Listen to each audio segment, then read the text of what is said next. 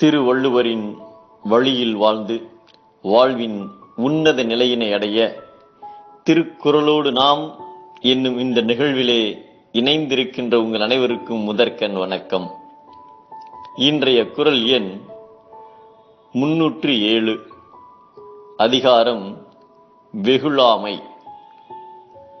கொங்கண சித்தர் ஒரு சிறந்த தவயோகி. ஒரு நாள் கொங்கணர் தவம் செய்து கொண்டிருந்த போது வானத்தில் பறந்த கொக்கு ஒன்றின் எச்சம் இவர் மேல் பட்டது. கோபத்தால் மேலே நிமிர்ந்து பார்த்தார். உடனே அந்த கொக்கு எரிந்து கீழே விழுந்தது. அது விழுந்ததை கண்டதும் தனது தவ வலிமையின் மகிமையை இவர் வியந்து கொண்டார். இதனால் தம் பார்வையாலே இவரையும் வென்றுவிடலாம் என்ற செருக்கு அவர் மனதிலே தோன்றியது. இதன் மூலம் கொங்கணர் வருகிறார் என்றாலே அவரது சினத்திற்கு ஆளாகிவிடக்கூடாது என்று அனைவரும் அஞ்சினர். அவர் எப்பொழுதெல்லாம் பிச்சை கேட்க வருகின்றாரோ அனைவரும் ஓடோடி வந்து உடனே அதை கொடுத்து விடுவார்கள். கொங்கணரும் தன்னிடம் உள்ள சினத்தை ஒரு கருவியாக நினைத்து பெருமைப்பட்டுக் கொண்டார். ஒரு நாள் கொங்கணர் ஒரு வீட்டிற்கு சென்று பிச்சை கேட்டார். அந்த வீட்டு தலைவியான வாசுகம்மையார் தனது கணவனுக்கு உணவு பரிமாறிக் கொண்டிருந்ததால் சற்று தாமதமாக உணவினை கொண்டு வந்தார். கொங்கணருக்கு கோபம் வந்தது.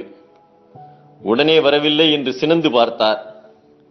அதற்கு அந்த உத்தமி, கொக்கு என்று பார்த்தீரோ கொங்கணரே என்று கேட்க, தவ மேன்மைகளை விட கற்புடையவர் அற்புத நிலையினர் என்று அறிந்து கொண்டார் கொங்கணர்.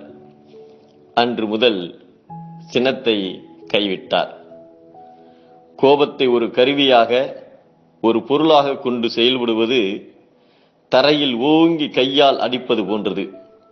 இதனால் அடித்தவன் கைதான் வலிக்கும் என்பதை சினத்தை பொருளென்று கொண்டவன் கேடு நிலத்து அறைந்தான் கை பிழையாது அற்று என்ற வரிகளால் அழகரச் சொல்கிறார் நம் திருவள்ளுவர். கோபத்தால் சாபமிட்டவர்கள் எல்லாம் சோகமாய் போனார்கள். சினம் தவிர்த்து தினம் மகிழ்வோம்.